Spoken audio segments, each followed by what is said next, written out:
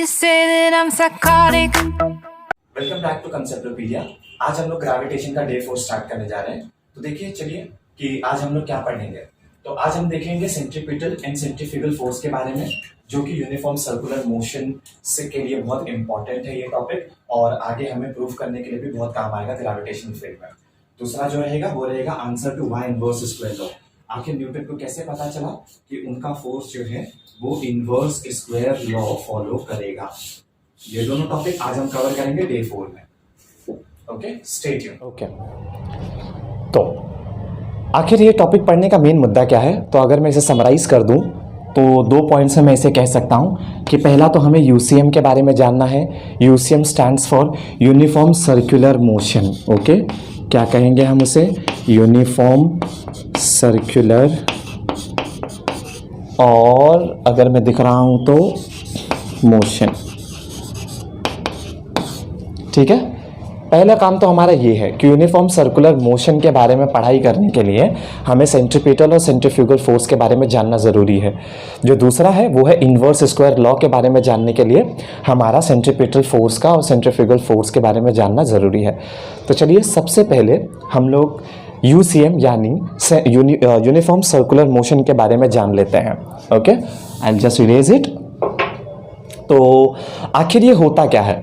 तो देखिए, पढ़ाई करने का सबसे आसान तरीकों में से एक तरीका ये है कि आप चीज़ों को तोड़ मरोड़ कर पढ़िए। ओके, जैसे अभी यहाँ पे यूसीएम बोला गया है। यूसीएम का फुल फॉर्म क्या है? Uniform circular motion. तो पहली चीज़ तो ये किसी तरह का मोशन है जो कि सर्कुलर पाथ में घूम रहा है, और उसकी जो वेलोसिटी होगी वो यूनिफॉर्म होगी। यानी मैं जितना भी घूमूं, जितने भी साइकिल्स घूमूं, उसकी वेलोसिटी, उस ऑब्जेक्ट की वेलोसिटी हर एक पॉइंट पर कांस्टेंट होगी। टू बी प्रिसाइज, अगर 11th और 12th स्टैंडर्ड के बच्चे ये पढ़ रहे हैं तो याद रखिए, वेलोसिटी कांस्टेंट नहीं हो सकती, स्पीड कांस्टेंट होती है। ठीक है, पर जब तक आप 8, 9, 10th में हैं तो आप ऐसे छोटे छोटे मिस्टेक्स जरूर कर सकते हैं कि आप स्पीड को वेलोसिटी के साथ में कंबाइन कर लें। तो कई बार आप किसी को स्पीड कांस्टेंट रखता हुआ सुनेंगे, कई बार वेलोसिटी। पर फैक्ट ये है कि वेलोसिटी सिर्फ कांस्टेंट, सिर्फ और सिर्फ स्पीड कांस्टेंट होती है, वेलोसिटी नहीं। वेलोसिटी टेंजेंशियली काम करती है तो वो हर वक्त बदलती रहेगी। तो अगर मैं मेरे डेफिनेशन को यूसीएम के लिए डायग्रामेटिकली अगर मैं प्लॉट करूं तो कुछ इस तरीके का दिखेगा। ओके, तो यूसीएम को अगर मैं डायग्रामेटिकली रिप्रेजेंट करना चाहूं तो समझिए कि ये मेरा सर्कल है जो मैंने ड्रॉ किया है। लगभग दिख तो रहा है सर्कल। ठीक है, थोड़ा सा गाइस एडजस्ट करिए। तो सर्कल तो दिख ही रहा है। ओके, तो यहाँ पे समझिए इस सर्कल का ये रहा सेंटर। हाँ, थोड़ा सा साइड में ये रहा इस सर्कल का सेंटर। अब प्रॉपर है। तो अगर ये उस सर्कल का सेंटर है तो समझिए मेरा ऑब्जेक्ट ये डिस्टेंस पर है कुछ, तो यहाँ पर, और इसने जो है ना ये सेंटर को, ये रेडियस को अपना पाथ मानकर राउंड एंड राउंड घूमना चालू कर दिया with constant speed. Okay, constant speed. तो मैं ऐसे मोशन को कहूंगा यूनिफॉर्म सर्कुलर मोशन। यानी उसने जहां से चलना चालू किया वो चलकर दोबारा यहीं पर आकर रुकेगा। तो ऐसा मोशन कहलाएगा यूनिफॉर्म सर्कुलर मोशन। तो चलिए सेंट्रीपिटल फोर्स के बारे में जान लेते हैं। तो अभी हमने जस्ट अभी देखा कि यूसीएम क्या होता है, यानी किसी भी ऑब्जेक्ट को सर्कुलर मोशन में रिवॉल्व करवाना। पर आपने कभी सोचा है कि क्या कोई भी ऑब्जेक्ट अपने आप सर्कुलर मोशन में रिवॉल्व करने के काबिल होता है? तो ऐसा नहीं है, बिल्कुल भी नहीं।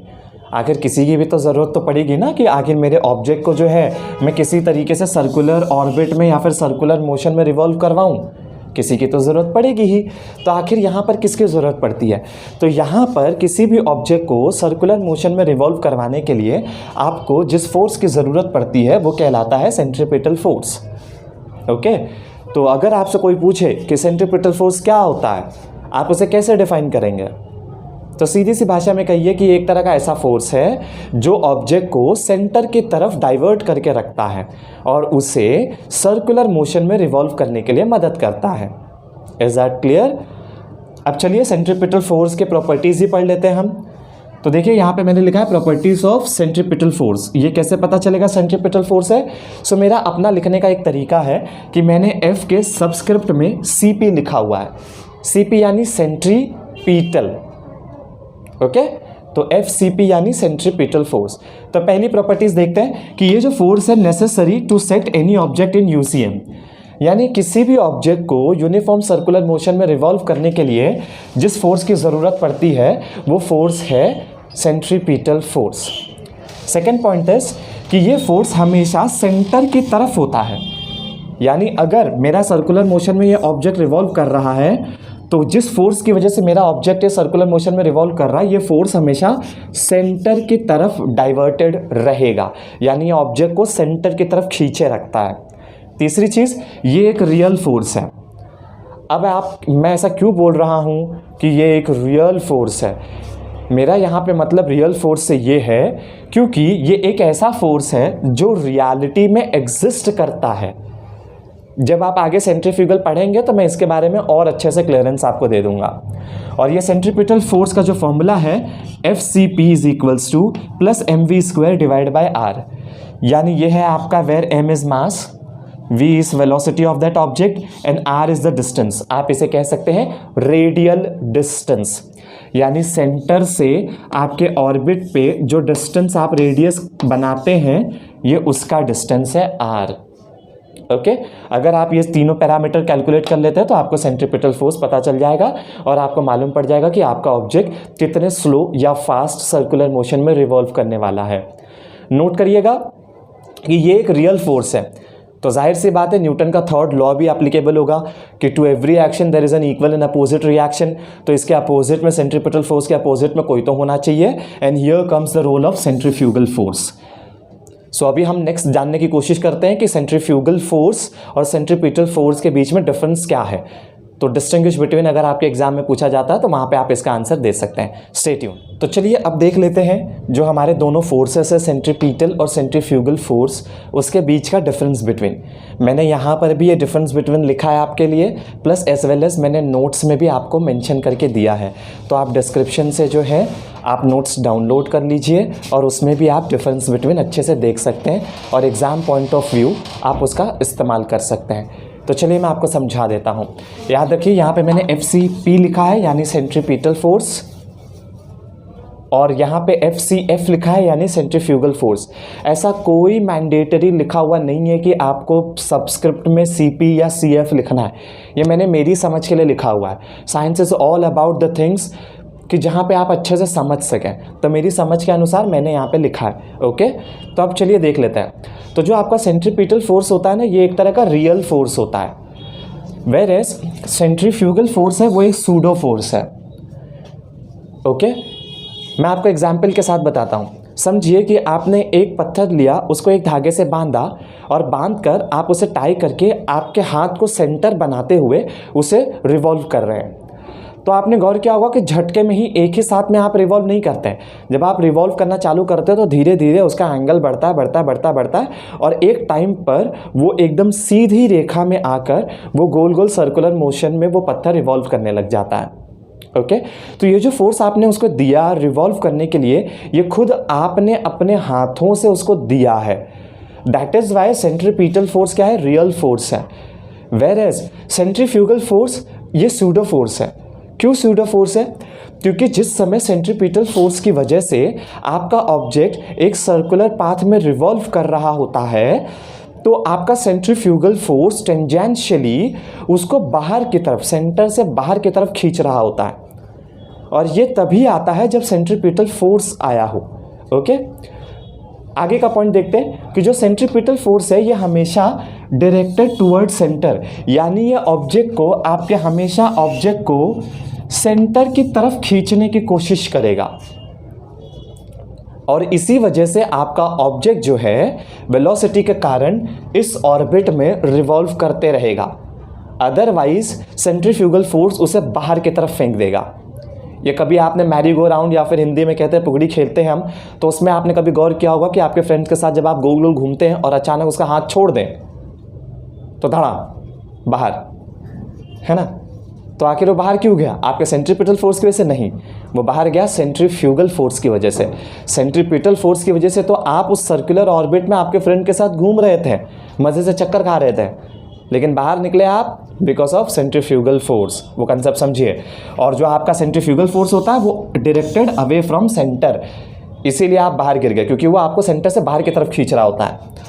सेंट्रीफ्यूगल फोर्स हमेशा ज़रूरी होता है यूसीएम के लिए, यानी किसी भी ऑब्जेक्ट को आप यूनिफॉर्म सर्कुलर मोशन में रिवॉल्व करना चाहते हैं, या फिर आप इन शॉर्ट सर्कुलर मोशन में भी अगर उसे जो है ना अटैच करना चाहते हैं या फिर रिवॉल्व करना चाहते हैं, तो आपके लिए ज़रूरी है कि सेंट्रीपिटल फोर्स हो।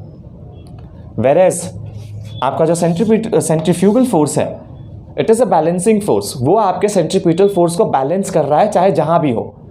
इसीलिए अगर आप फॉर्मूला देखेंगे तो सेंट्रीपिटल फोर्स का फॉर्मूला है प्लस mv²/r, वेरे सेंट्रीफ्यूगल फोर्स का फॉर्मूला है -mv²/r। आप देखेंगे तो दोनों के फॉर्मुलेशन सेम टू सेम है, कुछ भी फर्क नहीं है एक्सेप्ट सिंबल्स, क्योंकि सिंबल्स बता रहा है कि ये एक्टिव फोर्स है, ये रिएक्टिव फोर्स है। Is that clear? तो आप इस डिफरेंस बिटवीन को आपके एग्जामिनेशन पॉइंट ऑफ व्यू से भी देख सकते हैं, और जनरली आप साइंस के टॉपिक्स को भी लर्न करने के लिए इस्तेमाल कर सकते हैं। स्टे ट्यून, अभी हमारा दूसरा टॉपिक बाकी है, जहां पर हम सेंट्रीपिटल फोर्स का और यूसीएम का इस्तेमाल करने वाले हैं ये प्रूफ करने के लिए कि आखिर न्यूटन को कैसे कंक्लूड किया कि उनका formula inverse square law follow करेगा। तो चलिए गाइस, आज हम ग्रेविटेशन डे 4 का आखिरी टॉपिक पढ़ते हैं, answer to why inverse square law. यानी न्यूटन ने जो हमें इनवर्स स्क्वायर लॉ दिया था उनके फोर्स में, that is F is inversely proportional to 1/d²। ये न्यूटन को कैसे पता चला था कि आखिर उनके फोर्स का जो पैरामीटर है वो डिस्टेंस के स्क्वायर में रहेगा, वो भी इनवर्स में। न्यूटन को ये बात कैसे पता चली थी, चलिए डिस्कवर करते हैं हम भी। ओके, अगर आप ये वीडियो आधी में देख रहे हैं तो प्लीज़ आप ये पूरी वीडियो देखिए, सो दैट आपको ये पता चल जाए कि इनवर्स स्क्वायर लॉ क्या होता है। ठीक है, तो चलिए आइए देखते हैं। अब इसको साबित करने के लिए, इसको प्रूफ करने के लिए हम एक सिचुएशन कंसीडर करते हैं कि हमारे पास कोई एक ऑब्जेक्ट है जो कि एक सर्कुलर पाथ में यानी यूसीएम में रिवॉल्व कर रहा है फ्रॉम दिस सेंटर पर्टिकुलरली। थोड़ा सा सेंटर से साइड हो गया, आई एम सॉरी, सेंटर से क्या कर रहा है, रिवॉल्व कर रहा है। ओके, अब अगर ये पॉइंट पे रिवॉल्व कर रहा है तो यहाँ पे दो सिनेरियोज होंगे। पहला सिनेरियो क्या कि इसको रिवॉल्व करने के लिए नेसेसरी सेंट्रीपिटल फोर्स चाहिए होगा, जो कि होगा प्लस mv²/r। इसको मार्क करता हूँ मैं इक्वेशन नंबर A। दूसरी चीज़, अभी अगर ऑब्जेक्ट रिवॉल्व कर रहा है तो जाहिर सी बात है टेंजेंशियली इसी एक वेलोसिटी भी होगी, that is v। That v is given by circumference divide by time. ठीक है, अब हाँ, मुझे मालूम है कि बहुत लोग ये कहेंगे कि सर वेलोसिटी का फॉर्मूला होता है डिस्प्लेसमेंट अपॉन टाइम। तो गाइस देखिए, सर्कमफरेंस आप लिखिए या डिस्प्लेसमेंट लिखिए, ये दोनों एक ही केस है। क्यों? क्योंकि दोनों के दोनों लेंथ के बारे में बात करेंगे। पर यहाँ पे कैसा, जब स्ट्रेट लाइन होता है तो आप डिस्प्लेसमेंट लिखते हो तो हमें वो पॉइंट समझ में भी आता है। पर अगर आप स्ट्रेट लाइन के अलावा कोई दूसरा ऑब्जेक्ट इस्तेमाल करते हैं जैसे सर्कल, ट्रायंगल, रेक्टेंगल, तो वहाँ पे उसका पेरीमीटर लिखना ज़्यादा अच्छा होता है। तो ये केस में हम जो है सर्कल इस्तेमाल कर रहे हैं, तो सर्कल के जो आप पेरीमीटर है उसको बोलते हैं सर्कमफरेंस, इसलिए हमने सर्कमफरेंस लिखा, जो कि वैल्यू हो जाएगी 2πr divide by capital T। क्योंकि एक पूरा रोटेशन कंप्लीट हो रहा है इसलिए मैं स्मॉल t की जगह कैपिटल T लेना प्रेफर करूंगा। दूसरी चीज़, ये कैपिटल T आगे जाके केप्लर्स लॉ से हमें कुछ मदद भी देने वाला है, इसके लिए ये। ओके, तो हमें करना क्या है, I will mark this equation as B। हमें बस इक्वेशन B को इक्वेशन A में सब्स्टिट्यूट करना है, दैट्स इट, आपको आंसर मिल जाएगा। तो चलिए सब्स्टिट्यूट करते हैं। तो मैं यहाँ लिख देता हूँ कि substituting equation B in equation A। मैं इक्वेशन B को इक्वेशन A में सब्स्टिट्यूट करता हूँ, तो मेरा जो फोर्स रहेगा centripetal force, that is equals to plus m, v की जगह मैं लिख दूंगा 2πr divide by capital T the whole divide by r। ये r को हम लोग m के साथ में जाने देते हैं, तो आप देखेंगे तो कुछ इस तरीके का समीशन हो जाएगा, m divide by r, I am sorry यहाँ पे स्क्वायर भी होगा, इनटू जब मैं ये पूरे टर्म का स्क्वायर निकालूंगा तो 2 का स्क्वायर 4, पाई का स्क्वायर पाई स्क्वायर, r का square r square divide by t का स्क्वायर। याद रखिए कुछ लोग ये r देखकर कट करना चाहेंगे, प्लस प्लीज़ उसे कट मत करिए, ओके? क्यों? क्योंकि अगर आप गौर करें तो ये r square divide by T square और t और r के रिलेशन में हमने जो है ना इससे पहले एक कंसेप्ट पढ़ा था, केप्लर्स लॉ। अगर आपने उसे नहीं पढ़ा होगा तो प्लीज़ आप मेरे पिछले वीडियोस में जाके उसे कवर कर सकते हैं, ओके? तो यहाँ पे कुछ कॉमन मिल रहा है, मैं उन्हें कट कर सकता, मैं उन्हें एलिमिनेट कर सकता हूँ, ओके? क्यों? हम रीजंस आगे समझेंगे। तो उसके लिए मुझे यहाँ पे r स्क्वायर के नहीं r क्यूब की ज़रूरत है। इसे r क्यूब बनाने के लिए मैं r से मल्टीप्लाई और r से डिवाइड कर देता हूँ, तो ये r स्क्वायर से r मल्टीप्लाई होगा तो बन जाएगा r क्यूब, और ये वाला r ये वाले r के साथ चला जाएगा तो r स्क्वायर हो जाएगा। तो मैं इसे लिख सकता हूँ m divide by r square into 4 pi square r cube divide by t square. अब अगर आप गौर करें तो r cube divide by t square, ये जाना पहचाना सा टर्म लग रहा है केप्लर्स के थर्ड लॉ से, ओके? तो मैं उसकी जगह क्या लिख सकता हूँ, मैं लिखूंगा m divide by r square into 4 pi square into 1 upon k। क्यों 1 अपॉन k? इसलिए since r cube divide by t square क्या होता है 1 अपॉन k, ठीक है? 1 अपॉन k होता है, तो मैं उसकी जगह 1 अपॉन k लिख दूंगा। तो अगर आप ध्यान देंगे तो अब मेरे पास जो सेंट्रीपिटल फोर्स का फॉर्मूला है m upon r square into 4 pi square divide by k है, ओके? अगर आप इसे ध्यानपूर्वक देखें तो m से लेकर ये k तक की जो पूरी वैल्यू है सब कांस्टेंट है, करेक्ट? सिर्फ ये r स्क्वायर ही है जो बदल रहा है। तो जिस हिसाब से अगर आप पहले हम पढ़ते थे कि कांस्टेंट को लाने के लिए I am sorry directly proportional symbol को हटाने के लिए आपको कांस्टेंट से मल्टीप्लाई या डिवाइड करना होता था, करेक्ट? तो क्या होता था कि समझिए मेरी कोई एक क्वांटिटी है a is directly proportional to 1 upon x square, तो मुझे अगर इसको यहाँ से प्रोपोर्शनैलिटी सिंबल हटाना है तो कोई कांस्टेंट से मल्टीप्लाई या तो डिवाइड करना होगा, करेक्ट? तो मैं इसका उल्टा भी अगर जा सकता हूँ कि मेरे पास अगर कांस्टेंट दिया है और इक्वल्स टू दिया है, मैं उन्हें हटा दूँ तो मेरा प्रोपोर्शनैलिटी सिंबल आ जाएगा। तो यहाँ पे constant m 4 pi square divide by k है और इक्वल्स टू, ये सबको मैं हटा दूं तो मेरा फोर्स का फॉर्मूला बन जाएगा inversely proportional symbol, sorry directly proportional symbol आ जाएगा और ये हो जाएगा 1 और डिवाइड में आ जाएगा r स्क्वायर। तो आप गौर करिए आपका सेंट्रीपिटल फोर्स जो है वो इनवर्सली प्रोपोर्शनल आ रहा है r स्क्वायर के। याद रहे मैंने पहले भी वीडियोस में बताया है कि अगर मैं ऐसा कह रहा हूं कि मेरा फोर्स 1 अपॉन आर स्क्वायर, मैं 1 अपॉन आर स्क्वायर बोल रहा हूं तो डायरेक्टली प्रोपोर्शनल बोलूंगा, लेकिन अगर मैं मेरे फोर्स को 1 अपॉन में नहीं बोल रहा हूं, डायरेक्ट आर स्क्वायर के रेफरेंस में बोलना चाहता हूं और यहां ऊपर 1 है तो मैं इसे कहूंगा इनवर्सली प्रोपोर्शनल। ये चीज मैंने इनवर्स स्क्वायर लॉ जब मैंने टॉपिक पढ़ाया था तब मैंने कवर किया था। तो आप देख सकते हैं कि सेंट्रीपिटल फोर्स जो है वो इनवर्सली प्रोपोर्शनल आ रहा है आर स्क्वायर के, यानी ये इनवर्स स्क्वायर लॉ फॉलो कर रहा है कौन, सेंट्रीपिटल फोर्स। अब हमें एक सच्चाई तो पता ही है कि ग्रेविटेशनल फोर्स किसी भी दो बॉडीज के बीच में डेवलप होने के लिए, खास करके जब वो एक मोशन में हो, सेंट्रीपिटल मोशन में हो, तो बहुत जरूरी है कि मेरा जो सेंट्रीपिटल फोर्स है वो वहां पे मौजूद हो, क्योंकि उसी की वजह से वहां पे ग्रेविटेशनल फोर्स एक्ट करने वाला है। तो अगर centripetal force 1 upon r square आ रहा है यानी इनवर्स स्क्वायर लॉ फॉलो कर रहा है, तो मेरा ग्रेविटेशनल फोर्स भी इनवर्स स्क्वायर लॉ फॉलो करेगा। याद रखिए यहाँ पर ये आर रेडियस नहीं है, और अगर आप इसे रेडियस जैसा कंसीडर भी कर रहे हैं तो ये डिस्टेंस ही है। तो दो ऑब्जेक्ट के बीच का डिस्टेंस, या फिर ये जब आपने रेडियस लिया है सरकमफेरेंस में घूमने के लिए, ये डिस्टेंस दोनों लेंथ ही डिनोट कर रहे हैं, तो मैं यहाँ पर आर स्क्वायर की जगह डिस्टेंस ले लूँगा। बस इसी तरीके से न्यूटन ने साबित किया कि मेरा जो फोर्स है वो इनवर्स स्क्वायर लॉ फॉलो करेगा, और उन्होंने स्टेटमेंट दे दिया कि that gravitational force is inversely proportional to the square of the distance between them, hence proved. तो अगर आपको एग्जाम में ऐसा कुछ पूछा जाए कि साबित करिए कि न्यूटन के कैसे पता चला कि वहाँ पे इन्वर्स स्क्वायर लॉ फॉलो होने वाला है। तो 3 क्राइटेरिया याद रखिएगा। पहला कि आपको डायग्रामेटिकली यूसीएम में बॉडी को रोटेट करना है। दूसरा, उसे रोटेट करने के लिए सेंट्रीपिटल फोर्स की जरूरत पड़ेगी, उसका फॉर्मूला ये रहा। तीसरा, वेलोसिटी का ये फॉर्मूला है।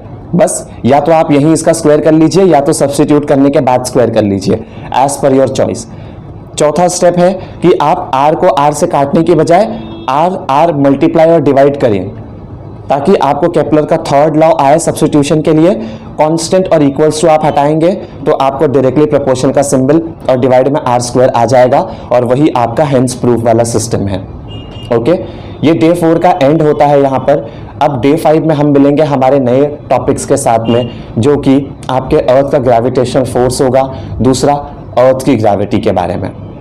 ओके, उसमें बहुत चीजें हम पढ़ने वाले हैं विद डिटेल एनालिसिस के साथ में।